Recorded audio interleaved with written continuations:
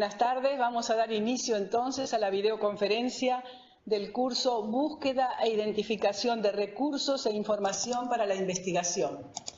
Estamos aquí en Rectorado de la UTN.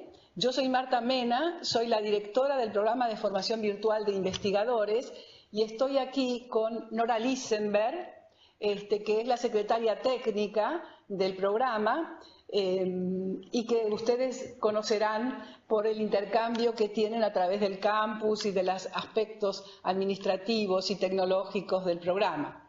Y estoy aquí también con Marcos Benincasa, que es uno de los profesores del curso. Ellos van a estar interactuando con ustedes durante toda esta videoconferencia.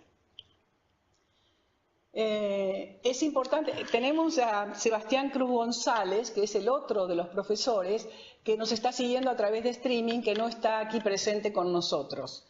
Pero tengan en cuenta que de todos modos está participando de esta videoconferencia como participa en el campus en relación con todas las actividades que se desarrollan en este curso. Bueno, quiero hablarles un poquito nada más acerca de nuestro programa de Proforbin, como lo llamamos sintéticamente. Este es un programa que busca desarrollar las competencias de los investigadores en la UTN para acrecentar la investigación y sobre todo para acrecentar el desarrollo de programas de I+D+I. Este programa ya tiene unos 10 años de vida y en él hemos desarrollado hasta el momento 13 cursos diferentes, cursos en general de posgrado, cursos para la formación virtual de investigadores y también tenemos una materia optativa que es una materia de los 2 últimos años de la carrera del ingeniero, de las carreras de ingeniería de la UTN.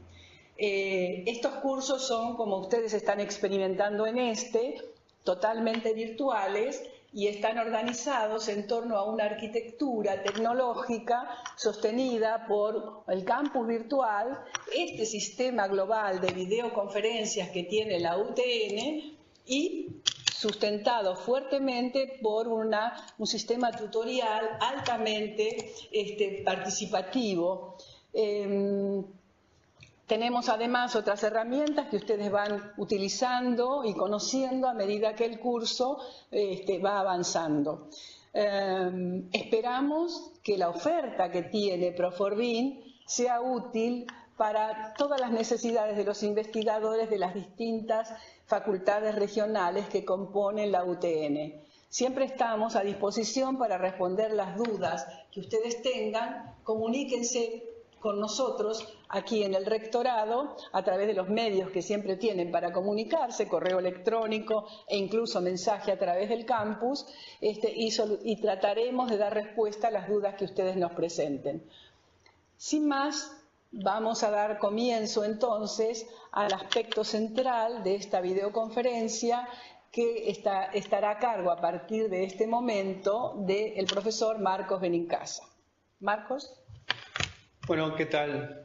Muy buenas tardes. En primer lugar, les agradezco, como dijo Marta, vamos a tratar de revisar algunas cuestiones hoy del curso, las inquietudes que ustedes hayan traído. Y si nos queda algo de tiempo también vamos a incursionar en un tema que vamos a ver más adelante, que está dentro del programa para las próximas semanas, que es relacionado con el acceso abierto, pero lo fundamental es que estamos acá para despejar algunas dudas respecto del programa, lo que ustedes quieran plantear o cómo vienen con las actividades. Escucho si han traído alguna pregunta a partir de ahora. No sé si Nora querés saludar antes de arrancar. Bueno, muy buenas tardes a todos. Gracias a los equipos técnicos que permiten en cada regional que se puedan comunicar y buenas tardes y bienvenidos a todas las personas participantes. Simplemente recordarles que para cualquier inconveniente, ayuda o orientación que necesiten, siempre nos pueden escribir a nuestra dirección proforbin@rec.utn.edu.ar y trataremos de resolverlo lo antes posible. Nada más. Bueno, gracias. Bueno, ¿qué les parece si nos vamos presentando? Yo aquí en pantalla tengo distintas regionales, pero pueden arrancar por donde quieran. Decimos. O sea, a ver. San Nicolás, la primera. San Nicolás. A ver, arrancamos con San Nicolás, que nos vemos ahí. Hola. Soy Valeria Sparvoli, ingeniera metalúrgica de la Regional San Nicolás.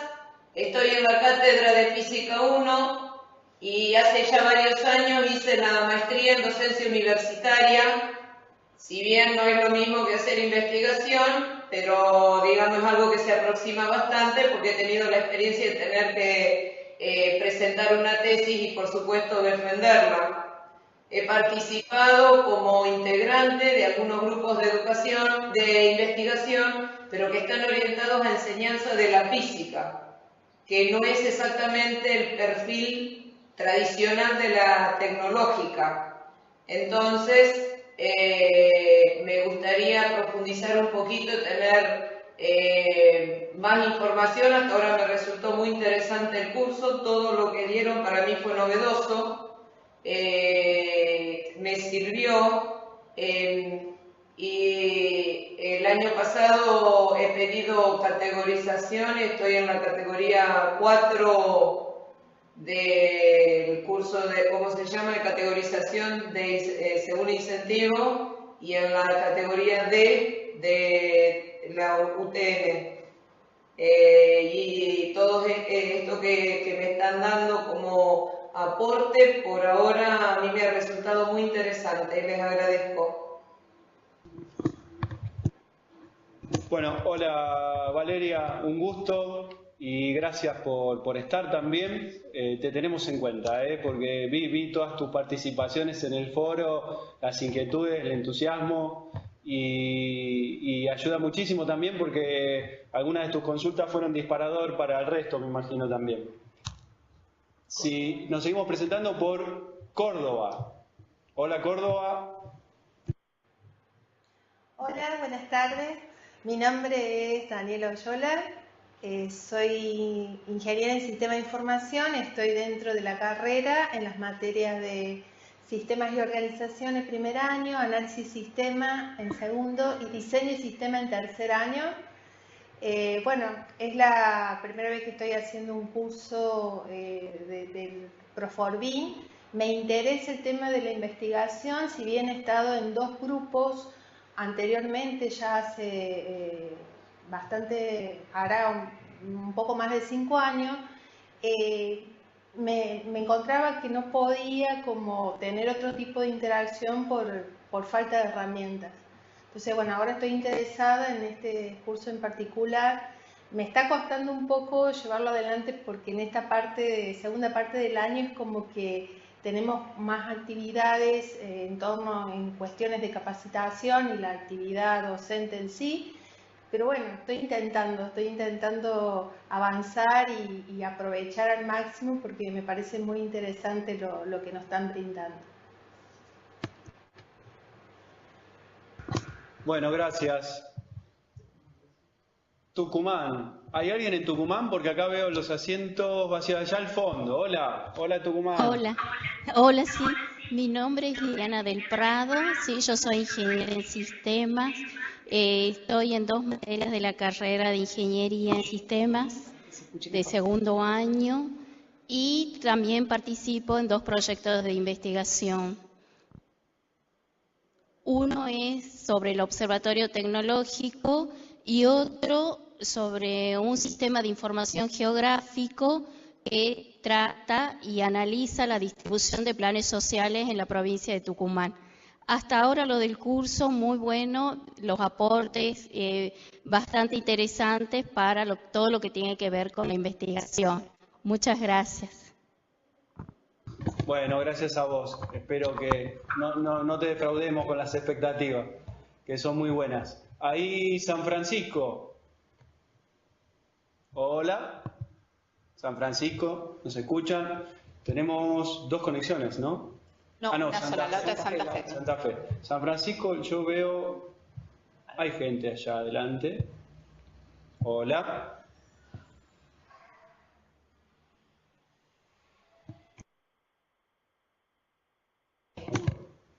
Concordia, hola, ¿cómo te va? Hola, ¿me escuchan bien? Sí, ahora sí, escucho. Yo soy Natalia Tesón, soy ingeniera agrónoma, soy docente acá de la... Pero podemos pasar a otra regional, ¿por qué no vamos a Bahía Blanca? Bahía Blanca, hola Bahía Blanca. Hola, mi nombre es escucha? Guillermina. ¿Hola? Sí. ¿Escuchas? No. Ahora sí, Mi nombre sí, es te Guillermina. escuchamos. Mi Hola, nombre es Guillermina. Guillermina Aliancafil. ¿Se escucha? Sí, se escucha. Bueno, es mi primera experiencia en un curso Proforbin. Yo soy docente de la Cátedra de Ingeniería de Calidad en la licenciatura en Organización Industrial. Bueno, y me gustaría hacer actividades de investigación, por eso me animé a realizar el curso. Así que también tengo buenas expectativas. Y muy bueno todo lo que estamos viendo hasta ahora. Bueno, buenas tardes. Mi nombre es María Cecilia Mosquero. Yo soy civil, ingeniera civil. Empecé a trabajar en investigación cuando empecé mi maestría y después mi doctorado. Así que hace unos años que empecé como integrante y arrancando. Y lo que les quería comentar, lo que decían ahora hoy, al principio, yo hice los 3 cursos de introducción a la formulación de proyectos, desarrollando proyectos y formulación de proyectos. Y me sirvió muchísimo porque se los quería recomendar también a mis compañeros, que por ahí si no lo hicieron, porque realmente al ser civil y no tener las herramientas, digamos, humanísticas, ni siquiera para escribir, es como que eso me sirvió muchísimo. Y el año pasado, hace 3 años, pude escribir uno de los proyectos, que por más que yo todavía no tenía categoría para dirigirlo ni para codirigirlo, se aprobó sin observaciones, así que estuvo muy bueno. Y ahora este año presenté uno. Bueno, bien. ¿Cómo? Muy bien, digo. Sí, fantástico, por eso lo recomiendo mucho. Me sirvió No mucho. es que no tenías las competencias, digamos. Te Claro. faltaba un poco de training. Sí, y ahora presenté uno para, bueno, que estará en revisión hasta para empezar en enero del año que viene, que ahí sí voy a estar como directora.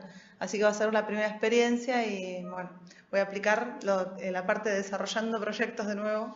Así esto me parece, bueno, y en esta parte, hasta ahora lo que vimos, la verdad que había cosas que no las sabía, que las estaba usando, digamos, nada, sin tener la formación para hacerlo.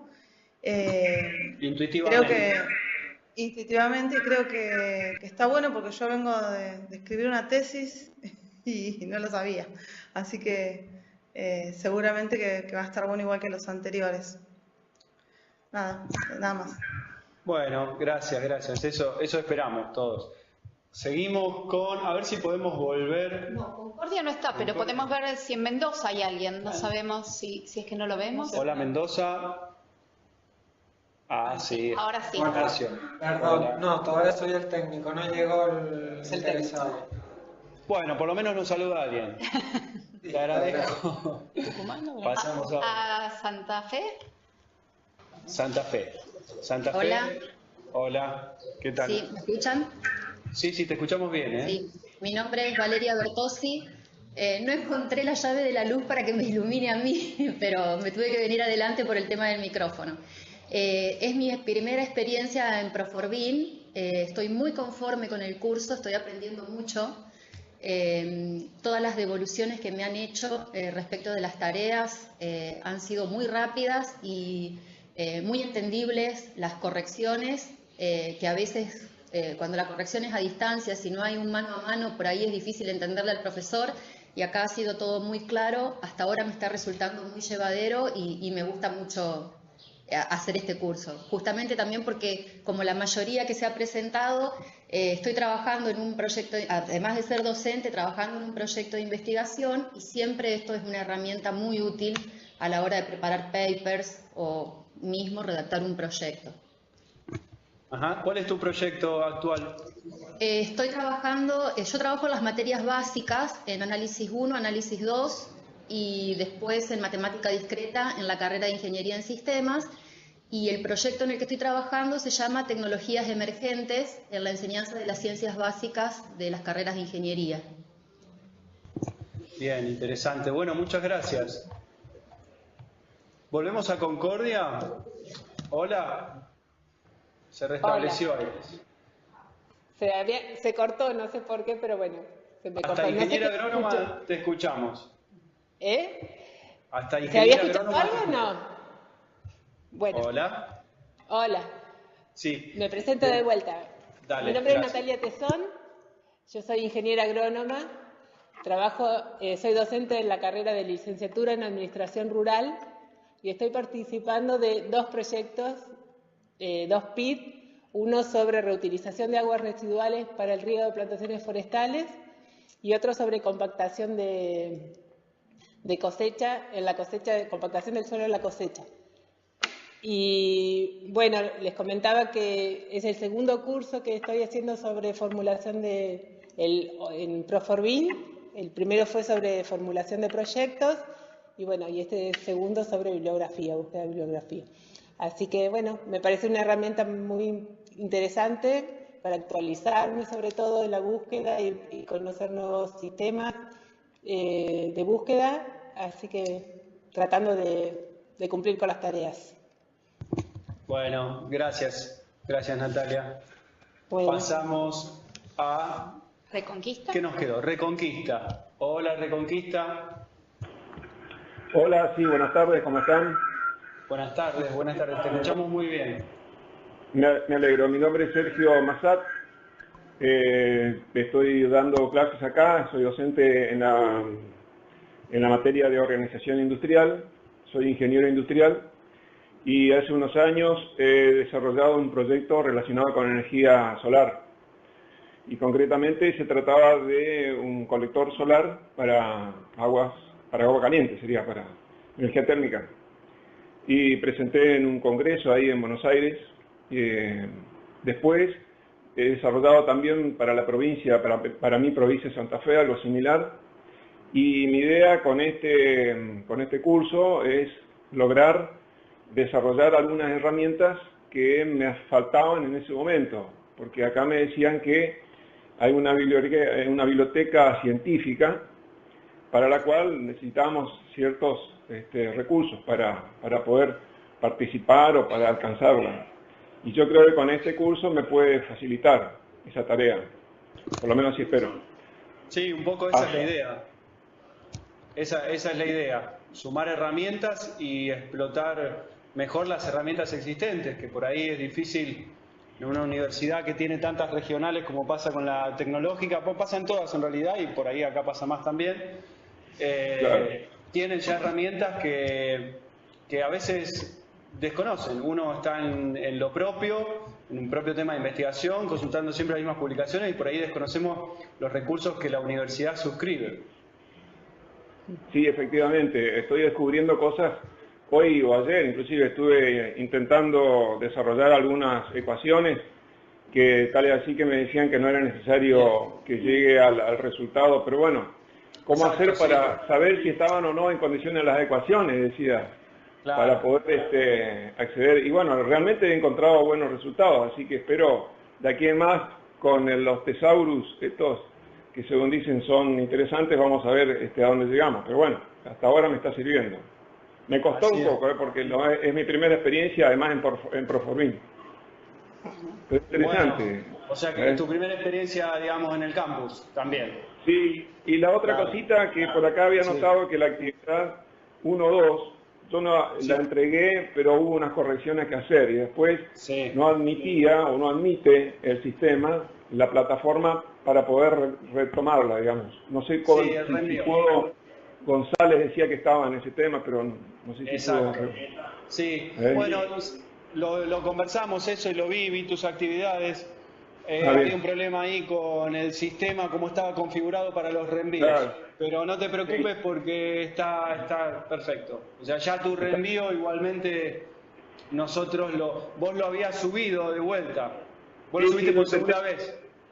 Claro, pero por ejemplo, en la plataforma base no la podía hacer, pero entonces me dijo Sebastián, tratá de mandarlo a mi correo. Y no pude tampoco, no pude entrarlo, no lo pude incorporar ahí. Por eso ese es mi problema. Bueno, voy a revisar tu usuario. Sí. Sergio Massat. Sí. Sergio Massat, exactamente. Ahí está. Bueno, Claro, sí, vamos a ver porque pasó con la cantidad de reenvíos de las actividades muchas veces, bueno, los que alguna vez ya hicieron, por ahí les pudo haber pasado, un curso a distancia o los que diseñan algún curso, se fija un tope en la cantidad de reenvíos y por defecto es algo que nosotros no estamos considerando estrictamente. Por defecto el sistema te pone 1 o 2 reenvíos y a partir del segundo o el tercero no te deja volver a mandarlo. Pero eso no hay problema, lo corregimos y tenemos en cuenta tu actividad. Bueno, dale, Meta. Eso nada más, otra cosita no tengo. Y respecto a las ecuaciones que decías, quiero aprovechar, ahora seguimos con las presentaciones. A mucha gente, o por lo menos a varios, les pasó esto de interpretar que la ecuación de búsqueda tenía una aplicación directa en una base de datos. Una ecuación como tal, seguramente, pero cada base de datos, que eso creo que en el foro ya lo aclaramos también, cada base de datos tiene su propia sintaxis, su propia nomenclatura, su forma de usar los delimitadores y los operadores booleanos. Entonces, lo que nosotros habíamos dado era un ejercicio con un pseudocódigo que vendría a ser una cosa como un lenguaje coloquial, donde uno demuestra que maneja las herramientas básicas que dimos en los posts y en la bibliografía, que tenía que ver con los operadores booleanos y con la forma de combinarlos. O sea, es un ejercicio muy sencillo donde no hacía falta trasladarlo a una base de datos. Sí lo vamos a hacer ahora cuando veamos bases de datos. Esa es la idea, ¿no? Incorporar algún concepto para después poder explotar mejor los sistemas de información que consultemos en las próximas semanas.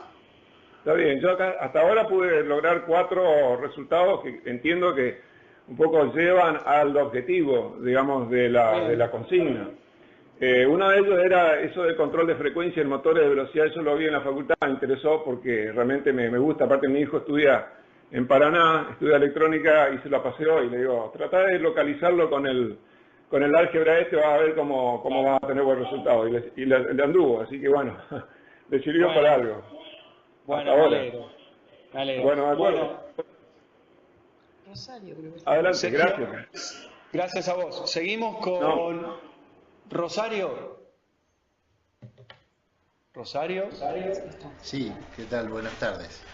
Daniel Gutiérrez es mi nombre, soy ingeniero en construcciones, de aquí recibido en la Facultad Regional nuestra. Estoy trabajando hace ya algunos años en algunos proyectos de investigación relacionados con la incorporación del tema de sustentabilidad y ambiente en la carrera de Ingeniería Civil. Ya estamos en un segundo proyecto trabajando ahora, analizando la parte de gestión en esta incorporación dentro de la carrera. Y por otro lado, yo soy docente de análisis estructural 2 y de prefabricación, que es una materia electiva de acá de Rosario. Y he estado trabajando también, que ya prácticamente lo hemos cerrado, en análisis de materiales en lo que es una especie de madera, que es el Eucalyptus rostrata o Eucalyptus colorado, que es hay una gran cantidad aquí en la provincia de Santa Fe. Sobre el cual hemos estudiado las características mecánicas y demás, y lo hemos presentado en varias jornadas de investigadores, de jóvenes investigadores, las que hace Tecnológica, y la hemos presentado ahora en el Congreso de las Jornadas de Ingeniería Estructural que se hacen en Resistencia. Estamos empezando a trabajar, ya estamos desde el año pasado preparando un nuevo proyecto que todavía no está formalizado, pero que tiene que ver con el análisis de fallas en estructuras como herramienta pedagógica dentro de lo que es la ingeniería civil. Y uno de los problemas es que realmente nos ha dado mucho trabajo el poder enfocarnos y encontrar un ordenamiento en la búsqueda de información y demás, que es uno de los motivos por los cuales me pareció que este curso nos iba a poder dar las posibilidades de que avancemos desde este punto de vista.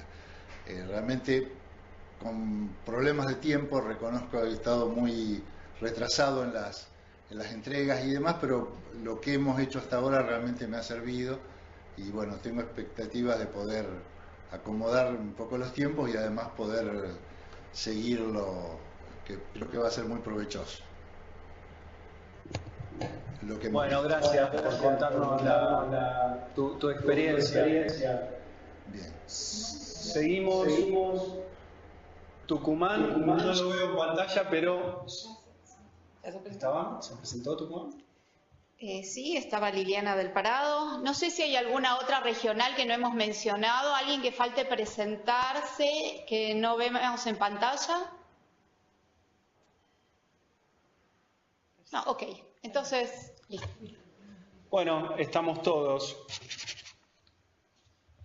Quería, además de lo que hablamos con Sergio recién sobre ecuaciones de búsqueda, que fue la última actividad que subimos, mañana estamos subiendo los contenidos y la actividad de esta semana, quería saber si alguno de los presentes tuvo alguna dificultad en particular, algo que nos quieran consultar. Antes que nada quería decir, también recién comentabas que estaba la última regional, tu nombre, estabas trabajando sobre una especie autóctona con el eucaliptus, sobre las características aplicado a la construcción, entiendo. Y se me ocurría que, digo, qué importante que es participar de estos cursos. Tenemos profesionales de diversas disciplinas, por ahí que tenemos ingenieros civiles, agrónomos, alguien que se dedica a la metalurgia, hay informáticos. Qué interesante que es que después de esta experiencia les quede a ustedes la posibilidad de interrelacionarse y de crear sinergias. Tenemos ahí una ingeniera agrónoma que por ahí algo sabe de eucaliptus. Por eso ese fue el disparador que se me acaba de ocurrir. Y hay más gente que está trabajando también en ingeniería civil. Había otra ingeniera civil por ahí. Por ahí pueden crear equipos, proyectos nuevos de investigación. Así que no solamente el alcance del curso con las materias específicas en las que uno trabaja, sino también la importancia del capital social, ¿no? Bueno, hecha el comentario que se me había escapado, vuelvo con el tema de las actividades. Si alguien tiene alguna duda con actividades o con temas que estuvimos viendo temas bastante teóricos. Quería también decir... Hola. Sí. Quería hacer una consulta. Ahí está, dale, decime. Mira, de pronto es algo muy simple que no debería surgirme, ¿no? Pero me sigue quedando poco claro de la actividad, la segunda que hicimos sobre reconocer fuentes primarias o secundarias, que en algunos casos, siendo la publicación de un journal, yo la puse como primaria porque en realidad estaba puesto el paper completo con el autor que lo realizó y vos me lo marcaste como secundaria, por ejemplo el número 8, Public Library of Science. Sigo teniendo todavía esa duda, ¿por qué secundaria si el artículo está publicado en primera instancia y es de primera fuente? No sé si se entiende la pregunta. Hola Valeria, sí, se entiende perfectamente. Mientras hablaba yo trataba de buscar la actividad, así veo exactamente cuál es. Vos decís PLOS. Exactamente. Sí, exactamente esa. Sí.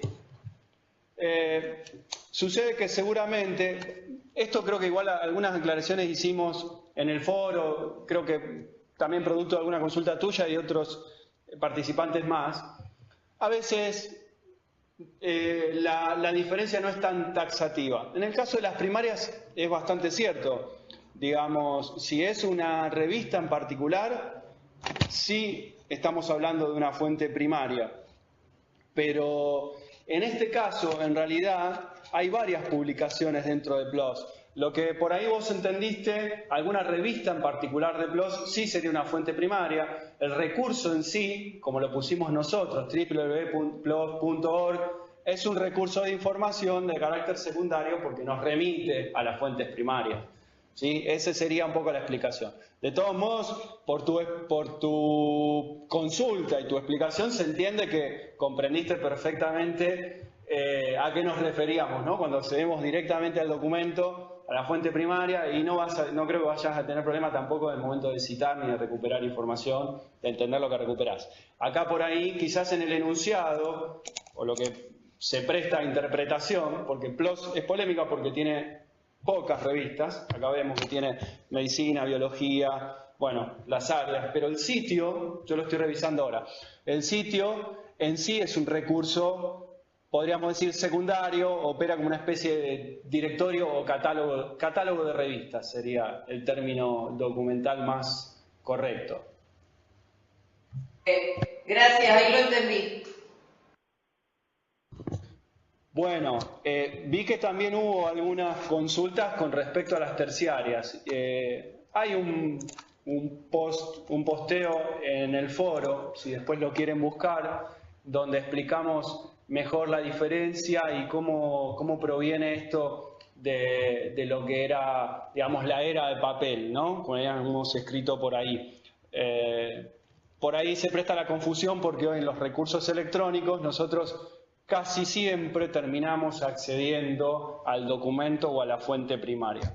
Pero más que nada estas explicaciones y estos conceptos básicos de entrada al curso tienen que ver con que después vamos a consultar fuentes que son, o sistemas que son un poco más complejos, y de pronto no vamos a saber cómo llegar a la fuente primaria. Entonces es importante darse cuenta cuando estamos, por ejemplo, en un directorio de bases de datos o en un directorio, como habíamos visto, OpenDoar, de repositorios digitales, donde tenemos que saber a priori que el tiempo que vamos a invertir buscando en ese recurso de información o en esa base de datos no nos va a llevar a un documento primario, sino que nos va a llevar a una base de datos especializada en la temática que después vamos a tener que aprender a utilizar para poder encontrar los documentos que nosotros buscamos. Más que nada es para ordenarse en ese sentido, ¿no?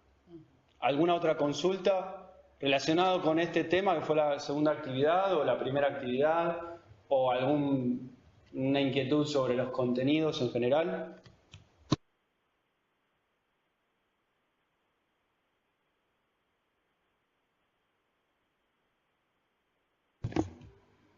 Bueno, no quiero decir lo que un profesor de filosofía nos repetía, que si no hay preguntas no hay pensamiento.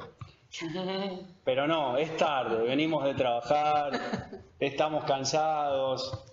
Yo, si les parece, si están de acuerdo, nosotros las próximas semanas vamos a ver bases de datos específicamente, ¿no? Y lo que elegimos cuando diseñamos el curso, aquí en el Proforbin, fue dividirlas en dos grandes áreas.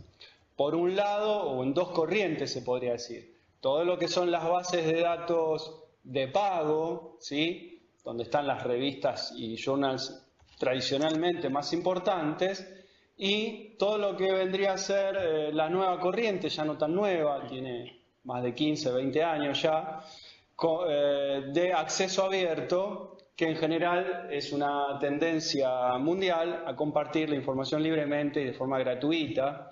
Entonces tenemos esas dos grandes ramas. Vamos a ver las bases de pago porque siguen siendo muy útiles y tienen recursos muy importantes, y ya van a ver que también la propia universidad tecnológica suscribe sus recursos de bases de datos pagos, y nos vamos a enfocar también en el acceso abierto como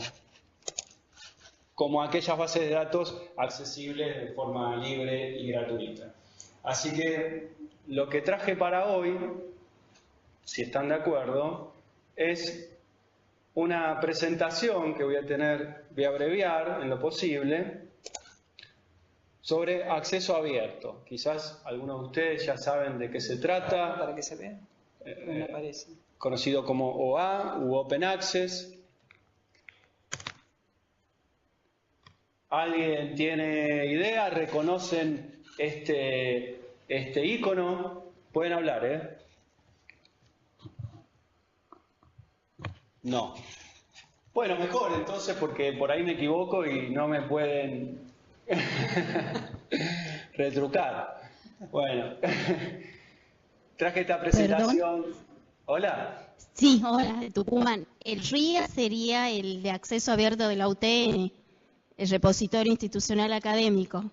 Exacto. Bueno, con esto damos por finalizado, entonces ahí queríamos llegar. Ahí queríamos llegar, sí, a que la Universidad Tecnológica Nacional tiene su propio repositorio y tiene su propio sistema de gestión de contenidos para la producción intelectual de sus afiliados o de sus miembros, en este caso de cada una de las regionales, cada uno de los docentes y de los equipos de investigación, tienen que saber que pueden publicar sus trabajos de investigación, sus resultados, y sobre todo también vamos a ver que lo que tienen que saber que hay una ley que espera que ustedes lo hagan, además del beneficio que eso conlleva. Hay un mandato a nivel nacional que invita a todos aquellos que hacen investigación con recursos del Estado a publicar sus contenidos en acceso abierto, no solo ya en las publicaciones privativas o de pago. Bueno, vamos a ver algo entonces.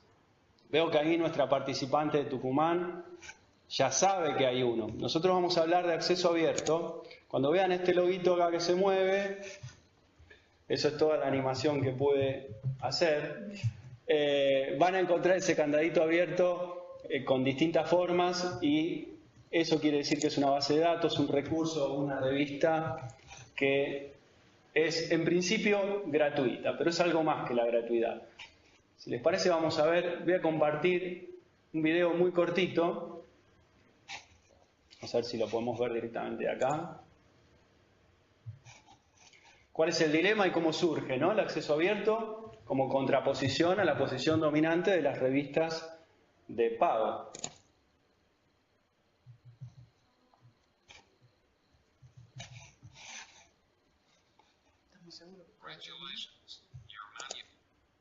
No tenés el sonido. ¿No tenemos el sonido?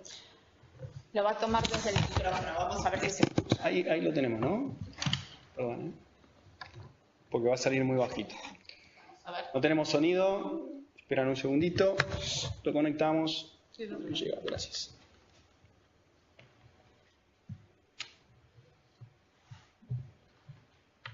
No, porque la ficha no permite. ¿Es acá? ¿Este es el primero?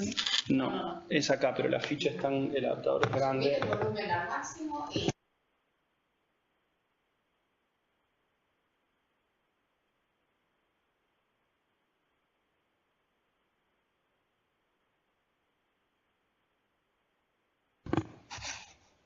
Bueno, vamos a ver, después me dicen si sale el sonido del video. Congratulations, your manuscript has been accepted by the journal I own.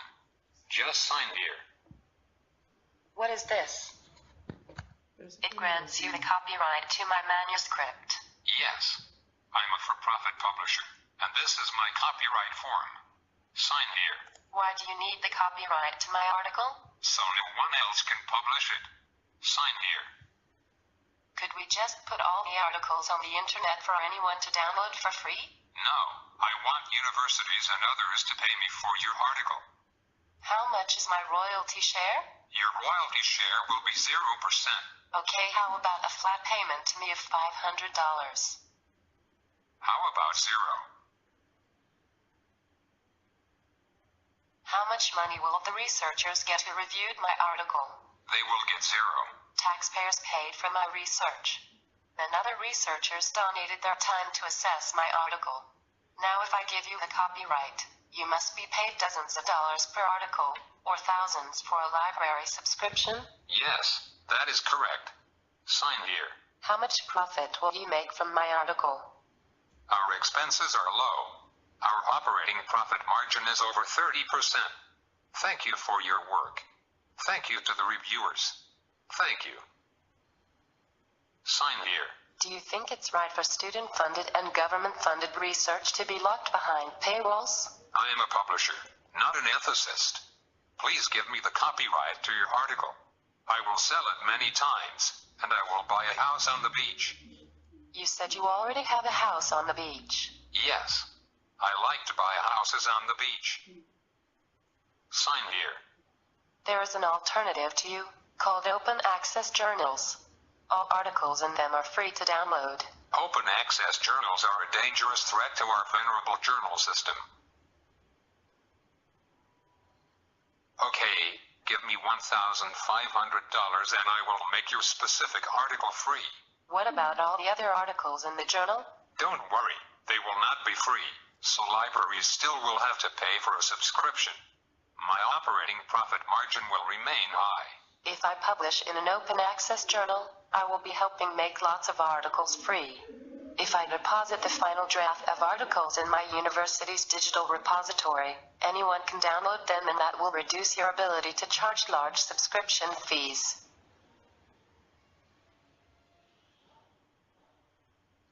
Sign here.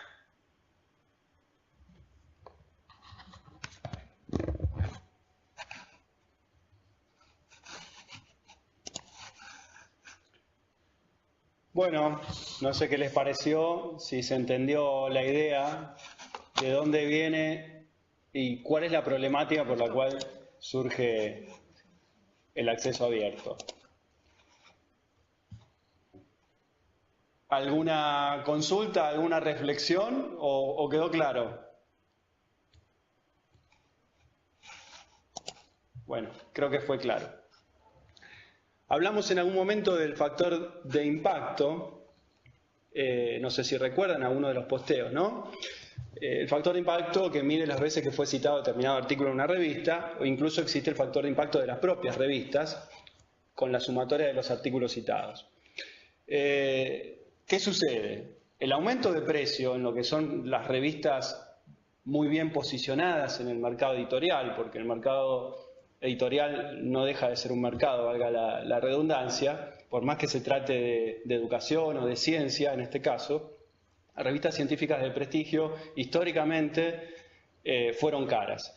El aumento de precio en las revistas, como vemos, influye negativamente sobre el factor de impacto, creando un círculo vicioso donde a lo largo del tiempo tenemos menos producción científica, menos incentivo, menos lectores y por lo tanto también, lógicamente, menos citas.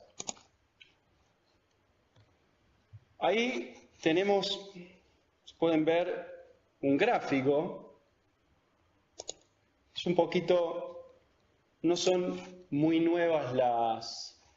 se desconectó. Ahí va. Ahí cambió la vista. Vamos a quitar la vista moderador, la veo en pantalla.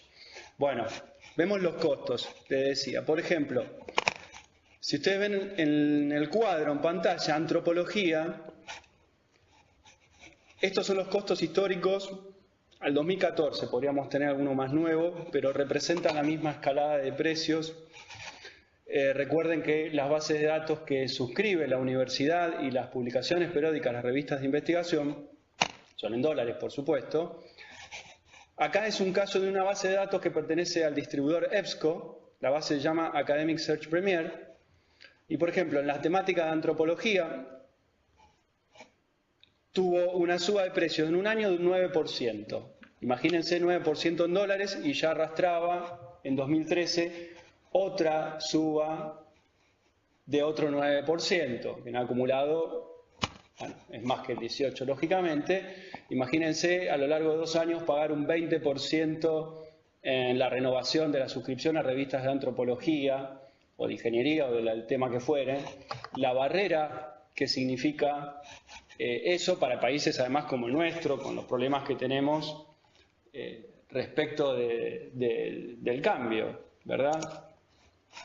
Así que bueno, así en contraposición o a favor del libre acceso a la ciencia y a las publicaciones científicas, nace el acceso abierto. ¿Y qué estamos hablando? Bueno, artículos de investigación que son accesibles en línea, de forma inmediata, de forma gratuita, que tienen una disponibilidad universal y sobre todo no hay que olvidarse de que permite la gestión de derechos, ¿sí? No es un laissez-faire, por así decir, digamos, hay una regulación y ahora vamos a avanzar y vamos a ver cómo funciona. Pero antes vamos a ver cuáles fueron los hitos. Acá yo le puse una línea de tiempo. Como decía al principio, tenemos ya más de 20 años de acceso abierto y esto nos sirve para saber que, por ejemplo, estos 4 proyectos iniciales, el primero de ellos en Los Álamos, en Palo Alto en el año 1991 con Archive.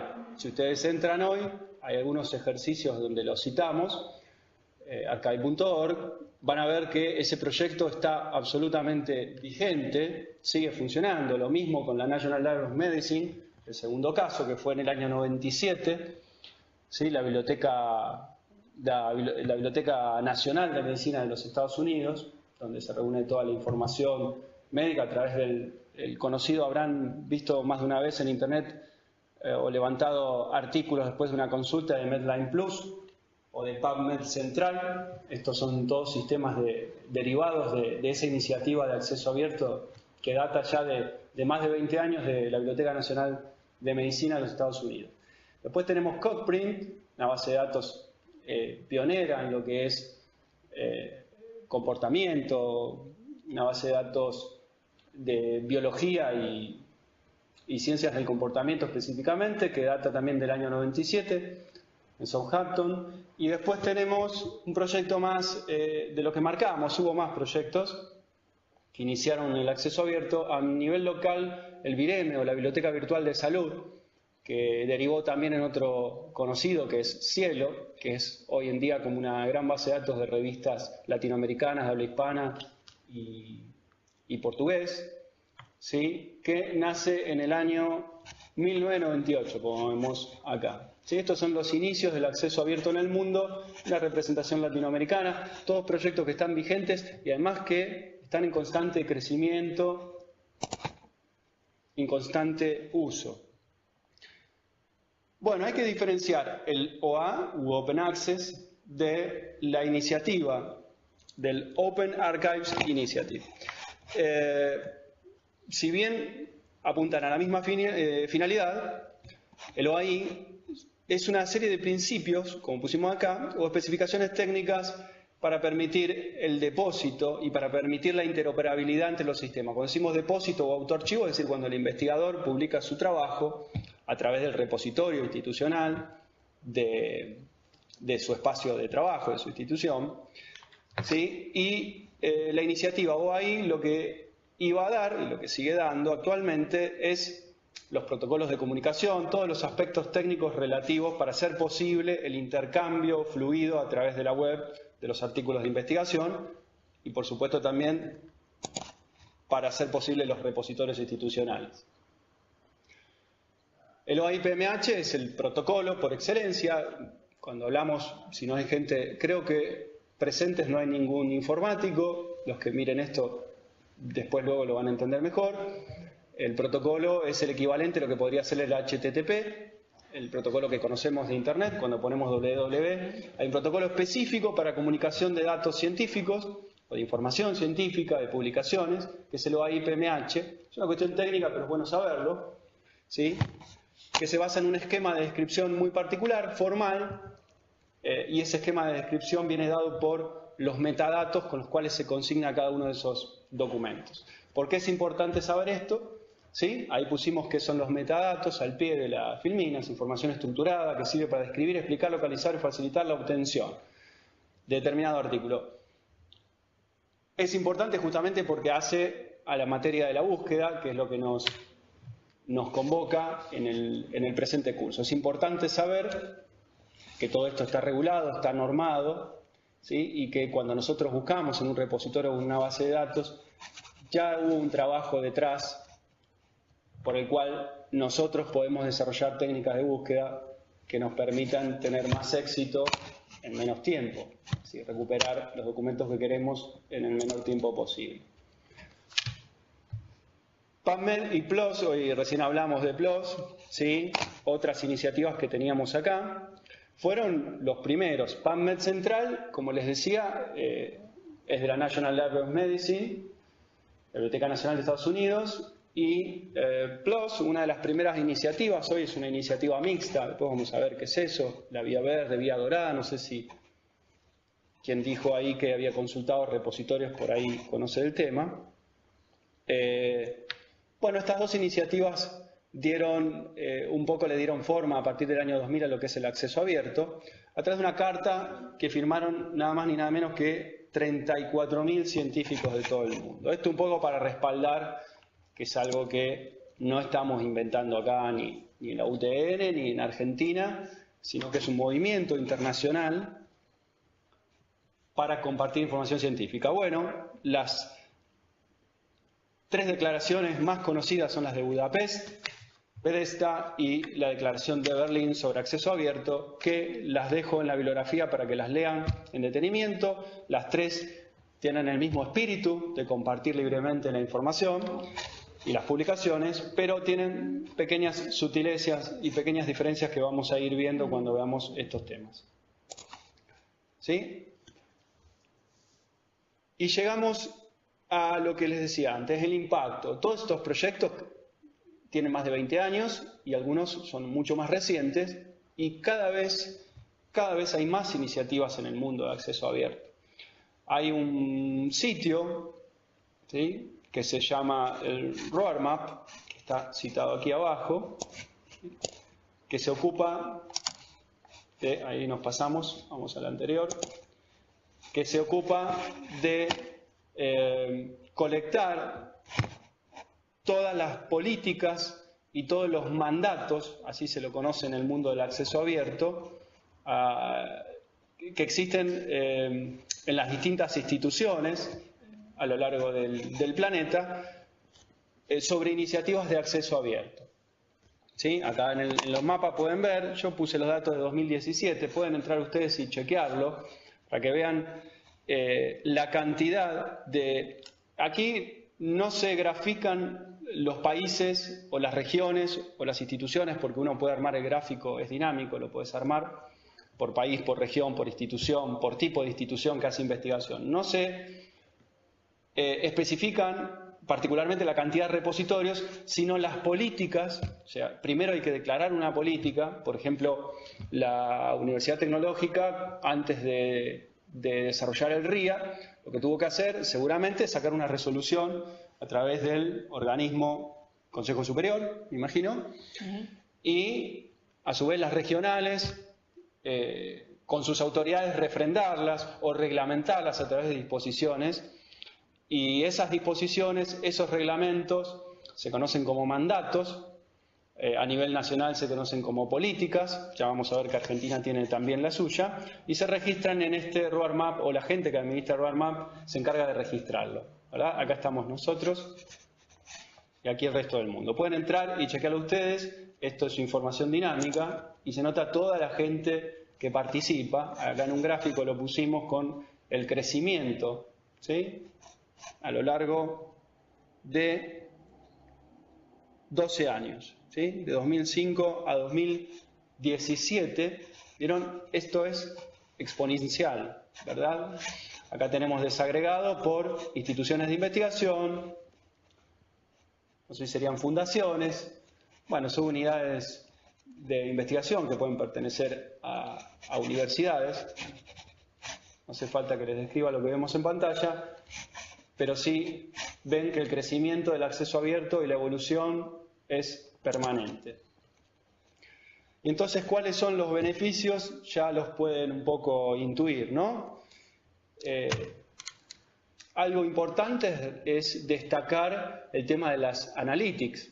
Hablamos por ahí del factor de impacto, hablamos en el curso y hay algunos apuntes sobre el índice H, hay otros índices, el H5, algunos derivados, sobre el impacto de los autores y de sus publicaciones, y en ese sentido el acceso abierto nos provee plataformas que son interoperables con sistemas que pueden hacer analítica, y eso hasta hace 15, 20 años atrás era de dominio absoluto de las grandes editoriales que monopolizaban esa información. Hoy, gracias a los repositorios institucionales de las publicaciones de acceso abierto, podemos acceder a producción científica y a estadísticas sobre producción científica de países, de instituciones, de regiones y de autores en particular, gracias al acceso abierto. Después favorece un montón de cosas, ¿no? Crea sinergia entre los participantes, hay mayor cantidad de datos, mayor tipologías documentales publicadas, bueno, todo lo que pusimos ahí. ¿sí? Libera la presión a la que los establecimientos son sometidos por parte de las editoriales a causa de los elevados precios de las revistas, que es este punto fundamental en el que insistimos, que es el que le dio origen. Bueno, ahora para avanzar un poco, hay algo importante que les adelantaba antes, que existen dos caminos para publicar en acceso abierto. Ustedes estarán preguntando, participo de un proyecto de investigación, hice un paper, ¿dónde, cómo, cuándo? Bueno, el RIA es un canal que les recomiendo, que es el repositorio institucional de la universidad, pero además existen otros canales, otras publicaciones, y aquí empiezan las dudas, ¿sí? ¿Dónde me conviene como autor?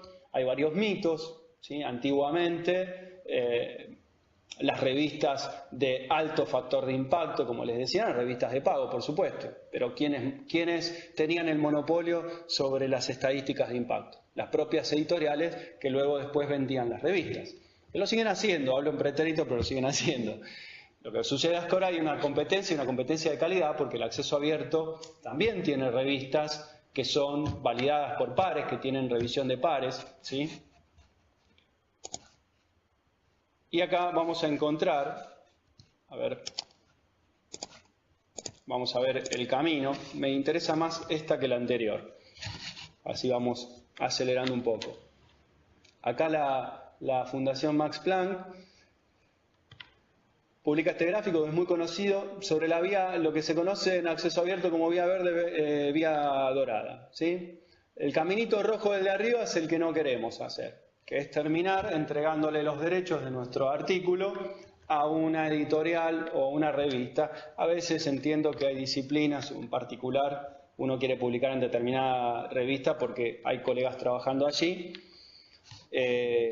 pero lo ideal es el acceso abierto, que crea muchísimas más sinergias, como dijimos antes. En la vía verde se puede ver la primera disyunción acá del camino es la decisión del autor, ¿sí? Si asigna o no la exclusividad de los derechos, ¿sí? En el caso de que no, es una decisión del autor, el artículo va a estar disponible sin cargo y va a ser publicado, ¿sí? Pero inicialmente la aprobación de preprint se puede dar a través de una editorial. ¿Por qué este camino se dividió en dos? Porque las editoriales, viendo que existe, otra vez nos fuimos, que existe la vía dorada, aquí abajo, que es totalmente libre, sin intervención editorial, o por lo menos sin editoriales de pago, encontraron que tenían que desagregar su negocio porque el acceso abierto venía increciendo. Entonces ellos ofrecen, ahora vamos a ver que muchas bases de datos de pago y revistas de pago ofrecen la posibilidad del acceso abierto a los autores. Era esa parte del videíto que les mostré al principio, que le decía, ok, le cobraba $500 a la autora y le dijo, ok, deme $1.500 y yo publico en acceso abierto su artículo. Hoy lo están haciendo muchas editoras, todavía hay universidades, hay instituciones de investigación, investigadores que lo pagan, porque bueno, necesitan estar en determinada publicación, pero eso es cada vez menos relevante para la carrera de un investigador, porque ya hay otras fuentes. Y las otras fuentes las encontramos en la vía dorada, ¿sí? Revistas genuinas que ya fueron creadas con un referato, ¿sí? Con una revisión de pares, con un equipo editorial importante y demás, dentro de instituciones de envergadura. Harvard tiene revistas para poner un ejemplo extremo, revistas ya concebidas como de acceso abierto, plenamente acceso abierto, no revistas de pagos que tienen artículos accesibles de manera gratuita y abierta a la comunidad, ¿sí? Esa sería la vía dorada. Y bien, llegamos rápidamente a los repositorios institucionales. Lo pusimos como ruta verde, también puede haber repositorios que sean plenamente ruta dorada, ¿sí? La cuestión es que los repositorios se identifican con el acceso abierto y lo que tratan de colectar es toda la producción de una entidad en particular, generalmente de la institución, por eso se llaman repositorios institucionales. Este camino que pusimos acá, simplemente, desde la selección de documento hasta la publicación, es el camino de los repositorios institucionales.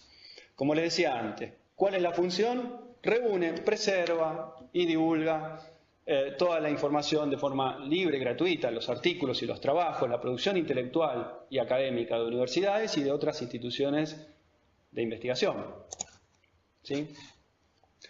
Volviendo un poco a las diferencias entre el acceso abierto y la iniciativa OAI, como les decía antes, mientras que el acceso abierto se refiere a las políticas de acceso, a esos mandatos, la iniciativa OAI es más pragmática, es técnica, apunta a lo mismo, cómo cumplir, de qué manera instrumentar las cuestiones relativas al acceso abierto. Y acá yo le hice una captura de pantalla del sitio web, por supuesto vigente, en permanente actualización para los que se interesen, para los que están viendo sobre todo en diferido esta videoconferencia y se dedican al área de sistemas o informática, les va a interesar por ahí un poquito más, lo vamos a pasar. Lo ahí es de carácter abierto. Hay acá un poco, puse esto porque hay un poco de jerga que nosotros nos vamos a manejar en el curso, como metadata harvesting. Ya dijimos que era un metadato, nos referimos a eso, es una descripción de un documento.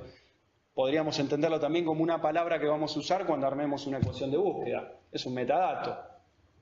Un lugar geográfico es un metadato de localización geográfica.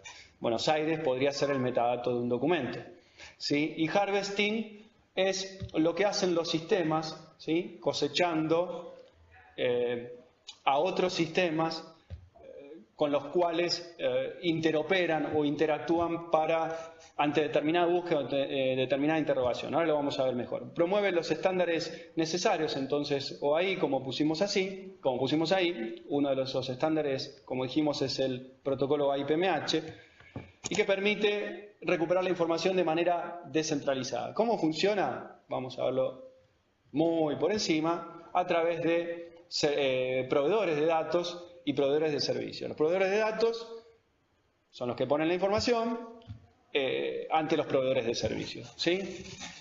Proveedores de datos, un repositorio, ¿sí?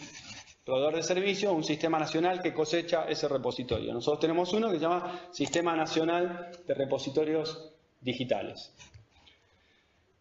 Y en eso andamos. Vamos a ver un poco qué sucede en el país respecto a estas iniciativas internacionales. Nos llegaron acá en el 2011 con la primera resolución ministerial, tristemente, del ex Ministerio de Ciencia y Tecnología en la Nación.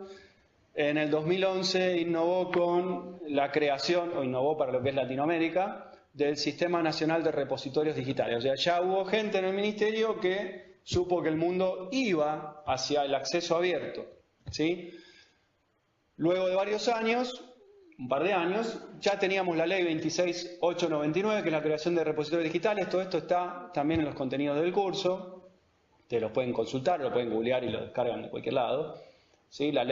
Tenemos una ley nacional que promueve la creación de repositorios digitales institucionales, ¿sí? Y luego la reglamentación, que lo más reciente, recién se hizo hace 2 años, en noviembre de 2016, hace muy poco, no hace 2 años todavía, y la verdad que no tiene desperdicio leerla, porque ante las dudas, algunas cosas que vamos a repasar ahora rápidamente, las dudas que tienen que ver con cómo participar del Sistema Nacional de Repositorios Digitales, cómo tener más visibilidad como autor o como institución, y la forma de hacerlo está en la reglamentación de la ley, y los requisitos también están en la reglamentación de la ley, requisitos técnicos, requisitos políticos o normativos para las instituciones.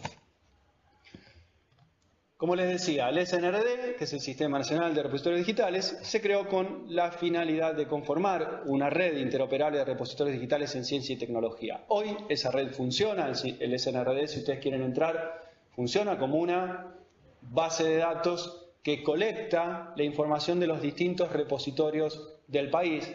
A su vez, esta gran base de datos participa de otros proyectos internacionales que también cosechan la producción hecha en el país. El SNRD cosecha todo, o sea, levanta los metadatos del repositorio institucional de la UTN, el RIA, y de todos los otros repositorios institucionales del resto de las universidades. ¿Sí?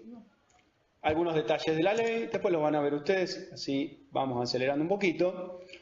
¿Y cuáles son los beneficios lo quise poner más allá, porque más allá de la iniciativa central de la Universidad Tecnológica, de tener un repositorio y de tener las comunidades, cuando ustedes entren al sitio, después les dejo el enlace, para los que no entraron arriba van a ver que cada regional está conformada por una comunidad dentro de los repositorios institucionales. Esa comunidad puede subir sus trabajos, ¿sí?, dentro del mismo repositorio unificado de la Universidad Tecnológica. Pero lo que no quita que alguna regional, teniendo la tecnología y demás, quiera crear el propio e interactuar e interoperar con el repositorio centralizado. Por ejemplo, la Universidad de Buenos Aires funciona así. Hay facultades que tienen sus propios repositorios, hay otras que no, y hay un sistema nacional que es el sistema desde rectorado, que es el Sistema de Información y Bibliotecas de la UBA, el SISBI, con un repositorio centralizado que cosecha el resto y permite la metabúsqueda, como decimos en la jerga, permite buscar en varios repositorios a la vez con esa herramienta. Los beneficios, la comunicación entre pares, como dijimos, la posibilidad de evaluación de nuestros trabajos, por supuesto que estimulan y nos motivan a todos a publicar, la interoperabilidad, es decir, esto lo reiteramos muchas veces, pero es importante porque permite un alcance mucho mayor cuando uno hace búsquedas genéricas en la web, ¿sí? Lo que dice la gente que trabaja en marketing, un posicionamiento SEO muy superior gracias a los protocolos y a las normativas de la iniciativa OAI que repasamos recién. Así que es muy importante publicar en un repositorio. A mí me han dicho muchas veces, no muchas veces, pero sí algunas veces, ante proyectos de repositorios institucionales, si no era lo mismo, o por ahí era menos costoso publicar la lista de tesis y de los trabajos en la web. De hecho, en una universidad privada que no voy a nombrar, lo vamos a hacer así ahora porque no están convencidos. Y la verdad que no es lo mismo, no es lo mismo. La gente cree que por estar en Internet, una gente cree, la información es visible y recuperable de la misma manera, pero no lo es. No lo es. Estando dentro de un repositorio institucional, cumpliendo con los protocolos y con la normativa. Perdón, Marcos, quería saber nomás cuánto más tendríamos, porque tengo otra cosita que hacer. Sí, Sergio, ya vamos cerrando. Vamos cerrando. Me quedan 5 minutos. ¿Te podés quedar 5 minutos? Dale, gracias. Bueno, no hay problema.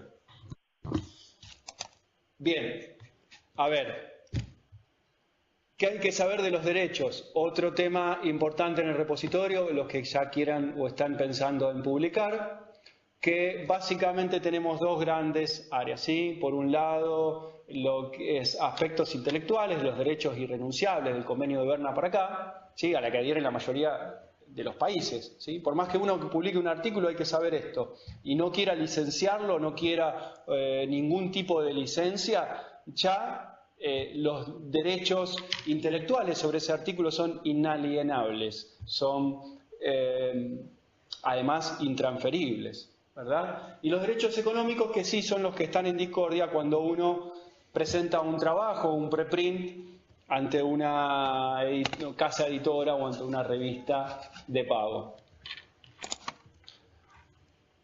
Estos derechos intelectuales o morales también llamados, ¿sí?, los vamos a pasar de largo. Vamos con los derechos patrimoniales. Tenemos derecho de reproducción, derecho de distribución, derecho de comunicación pública, derecho de transformación y derecho de participación. Todo eso se resume en la tabla, en el cuadro como lo están viendo. Después pueden ahondar ustedes. Lo que hay que saber acá es que cada vez que presentemos un artículo en una revista de pago tenemos que leer la letra chica. Básicamente lo que hacemos en cualquier contrato, imagino. ¿Sí? Bien, vamos a pasar esto. ¿Qué se trabaja en los repositorios y en el acceso abierto? Se trabaja generalmente con algún tipo de licencia. No hay repositorio si no se trabaja con una licencia, por esto que les decía antes, de los derechos implícitos sobre cualquier trabajo que nosotros publiquemos. Y en la gestión de derecho de autor van a encontrar estos simbolitos. Ustedes muchas veces, el copyright lo conocemos todos, el copyleft por ahí no tanto, y el dominio público. Y después vamos a tener estos aquí abajo, ¿sí?, que son equiparables con las licencias Creative Commons. En general hoy casi todos los repositorios están trabajando con licencias Creative Commons. Yo tenía una prueba para hacer hoy, ahora la vamos a hacer, así vamos cerrando. ¿Y qué es lo importante de esto? A ver, licencias institucionales para cesión no exclusiva de derechos. Las instituciones acuerdan con los investigadores y docentes las modalidades de depósito, preservación y acceso de las obras que se incluyen en los repositorios. Bien, ¿sí? Lo que es importante es saber que el contenido que va a los repositorios se licencia. La mayoría de las veces, debería ser siempre, sabemos que hay casos que no, pero la mayoría de las veces. Este cuadrito que saqué del CISBI, que les comentaba recién, está muy interesante para entender los instrumentos y la interrelación entre los instrumentos y la normativa. ¿Sí? Entre autores e instituciones tenemos licencias institucionales no exclusivas, y después tenemos entre autores, estados y sociedad las licencias nacionales y regionales, y del otro lado entre autores y sociedad tenemos las licencias Creative Commons. Nosotros nos vamos a enfocar acá. Estas son las licencias que implican incluso lo que veíamos en el cuadro anterior, el dominio público y las licencias de copyleft. ¿Sí? Vamos a ver de una manera sencilla, porque lo estoy apurando y por ahí no se entiende. Vamos a ver que las licencias Creative Commons, que son la mayoría de las que se aplican, como les decía, hay que hacerse dos preguntas para entender nada más. Si quiero permitir el uso comercial de mi trabajo, o si no lo quiero permitir, y si quiero permitir obras derivadas de ese trabajo original. Y entonces vamos a encontrar estas combinaciones que se ven acá, ¿sí? Con el simbolito acá del by, o la B larga y la Y, que quiere decir atribución. Siempre citar, cuando veamos atribuciones, siempre citar al autor. Como les decía, como es un derecho irrenunciable y hay un convenio internacional firmado, siempre hay que citar al autor en casi todas las legislaciones de casi todos los países. Por lo menos en Occidente es así. Share alike o compartir igual, con la SA, lo vamos a ver acá. Se puede agregar una restricción cuando sacamos una Creative Commons y decir que es para un uso exclusivamente no comercial y no derivados. Y después se pueden combinar estas licencias. Por ejemplo, podría ser un no derivado con no comercial, es decir, nosotros podemos permitir, acá van a ver estas combinaciones, ¿sí? Después esto lo miran tranquilos. Lo importante es saber que existe y saber que nosotros entramos al sitio web de Creative Commons, a través de un formulario nos hace esas dos consultas, nosotros marcamos lo que permitimos y lo que no permitimos y automáticamente nos da este banner y nos da el código, ¿sí? O este logo con lo que nosotros vamos a permitir y lo que no, ¿sí? Si vamos a permitir un trabajo derivado o no a partir del nuestro, y si vamos a dar un uso completamente libre para que la persona haga lo que quiera, incluso si quiere hacer un uso comercial después con nuestro trabajo, o si vamos a ser más restrictivos.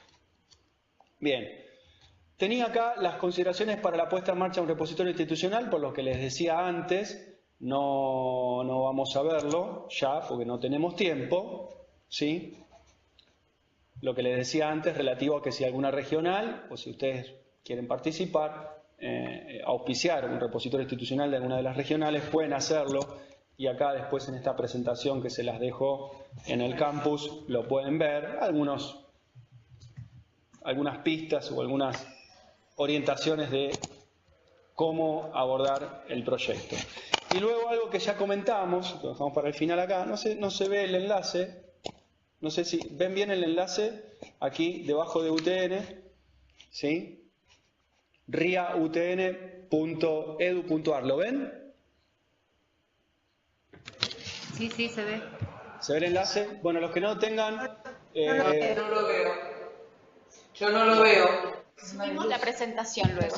Bueno, subimos la presentación luego para saber que lo que venimos diciendo, que la universidad tiene un repositorio institucional, que la finalidad es integrar todos los trabajos de las distintas regionales, de todas las áreas de investigación que tiene la universidad, que es es gigante, ¿sí? Registrarlo de manera ordenada, por supuesto, cumpliendo con la normativa internacional, con los mandatos internacionales y los nacionales, preservar esa información. La preservación digital es otro gran tema. A lo largo del curso no vamos a ver mucho, pero sí tenemos que saber que los repositorios se ocupan de esto. Sucede con algunas publicaciones comerciales que no se ocupan, ¿sí? Hay un artículo que hemos dejado en la bibliografía que es sobre identificadores persistentes, ¿sí? Interesante para los que quieren ampliar un poco más sobre la preservación digital y la recuperación de contenido. Ya tenemos contenido de 20 años de repositorios digitales que podrían haber cambiado de enlace, de URL me refiero, y sin embargo, gracias a la normativa de la iniciativa de OAI, no han cambiado y son accesibles del mismo modo que hace 20 años atrás. Y finalmente, la UTN también a través del RIA se compromete, lógicamente, todo esto es para difundir los trabajos y la producción intelectual de todos ustedes y de toda la comunidad científica y educativa de la universidad. Bueno, nada más. Gracias. Quedan 5 minutitos por si alguien quiere hacer alguna pregunta antes de que se corte la comunicación. Si lo desean.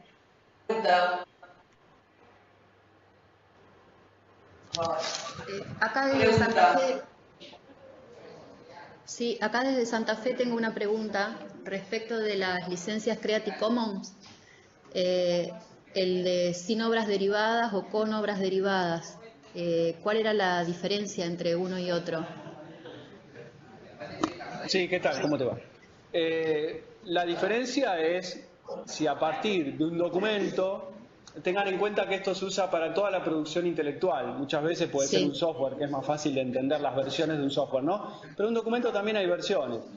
Si a partir de un documento yo puedo hacer, no sé, un ensayo, estoy pensando en un paper, no se usan mucho los ensayos, pero sí, de pronto un trabajo de investigación, hacer una obra derivada, que no es lo mismo que citarlo, ¿eh? Hacer una reversionarlo, ¿sí? Citarlo siempre es obligatorio.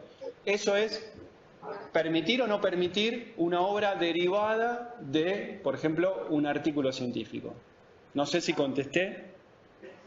Sí, es medio como gris el límite, porque por ejemplo, si yo usara una imagen tomada de un paper y lo cito, ¿ahí estoy haciendo una obra derivada de ese paper original o simplemente estoy tomando algo y lo tengo que citar? Eso es lo que por ahí... Sí, entiendo. Me queda no, lo estás citando. No, una obra derivada es otra cosa. No se me ocurre ahora un ejemplo con un paper, es extraño, pero podría suceder. Podría suceder una obra derivada. Ahora no se me ocurre, pero donde yo cite y además copie, no sé, tres cuartas partes del trabajo, ¿no? Claro. Y haga un pequeño aporte en el final. Claro, sí. Una copia, básicamente. Bien. Sería eso.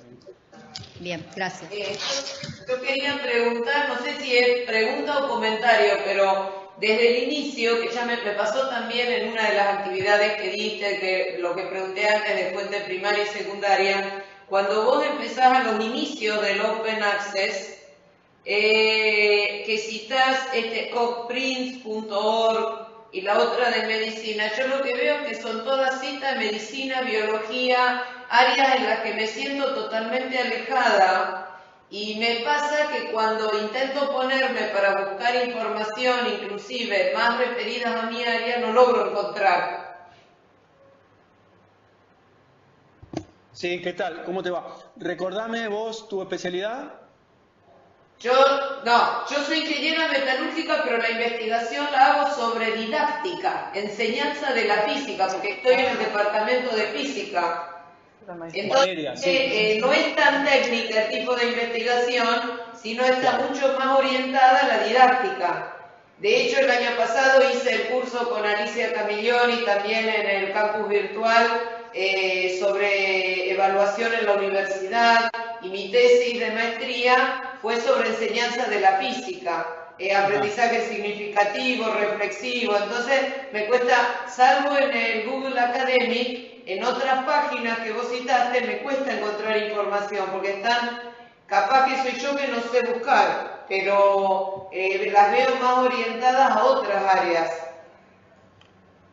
Bueno, mirá, lo tomo como para cambiar de pronto los ejemplos en el próximo curso. De todas formas, hasta ahora en la sección, como habíamos dicho también con una actividad, creo que también te lo habíamos comentado, con las ecuaciones de búsqueda, no estamos buscando todavía. O sea, los ejemplos que damos son ilustrativos, puede justo coincidir con una disciplina o no. Tenemos, como decía al principio, viste también una pluralidad de profesionales importante e interesante, y no siempre vamos a tener algo a mano de ingeniería civil o agronomía. Los ejemplos que cité al principio del acceso abierto son quizás los más destacados a nivel internacional y de los primeros. Se dio así. Sin embargo, Archive nace entre físicos, ¿sí? El primero, del año 91, si querés buscar ahí, en archive.org, nace una comunidad de científicos relacionados con la física. Así que ahí tenés un caso, pero es excepcional, podría ser otra cosa. Se dio que una de las primeras iniciativas fue justamente entre la comunidad científica relacionada con la física, pero podría haberse dado, como pusimos ahí también, con biología, de hecho se dio, con Coxprint, o con medicina. En salud vamos a encontrar muchísimos ejemplos, porque los que más empujaron a lo largo de, sobre todo de la primera década en acceso abierto, fueron todas las organizaciones que se dedican a la salud. Imagínate, todo es importante, los avances tecnológicos, la producción, las comunicaciones, etcétera. Pero la salud, cuando hablamos de salud, es determinante. Entonces, las bases de datos de salud, las revistas especializadas en salud, por eso los Estados Unidos tienen una Biblioteca Nacional de Medicina que lleva muchos años en desarrollo y es pionera en un montón de herramientas de tecnologías de información y comunicación, justamente porque toda su producción tratan de difundirla y de tenerla abierta al mundo desde hace muchos años. Así que ya vamos a llegar a bases de datos, vas a encontrar varias, entiendo, quizás sobre enseñanza no hay tantas, no vamos a trabajar con ERIC, que es la más importante, pero sí te vas a enterar que a través del portal de la universidad, del portal de información, a la biblioteca digital a la que se acceden las bases de datos pagas, vas a tener para elegir un menú, una buena cantidad de bases de datos, y sobre todo si nos seguís en estas semanas vas a tener muchas herramientas para poder buscar e inclusive para hacernos preguntas sobre temas más específicos, así que vamos a estar disponibles. Bueno, muchas gracias. A vos, por favor. Bueno, si hay alguna otra consulta, si no vamos a ir cerrando la sesión. De mi parte no tengo ninguna otra. Ha sido muy claro, gracias. A ustedes. Bueno, muchas gracias entonces. Gracias a todos. Bueno, muchas gracias y damos así por finalizada esta videoconferencia. Espero que todas estas inquietudes puedan ser revisadas cuando podamos subir en mañana o pasado el video de esta videoconferencia al campus virtual, y entonces ustedes puedan revisar los aspectos que les pueden haber generado algún tipo de duda. Y por supuesto que pueden repreguntar, para eso tienen a los dos profesores allí dispuestos a habitar el aula virtual junto con ustedes y resolver los problemas que se pudieran presentar. Muchas gracias y hasta cualquier momento.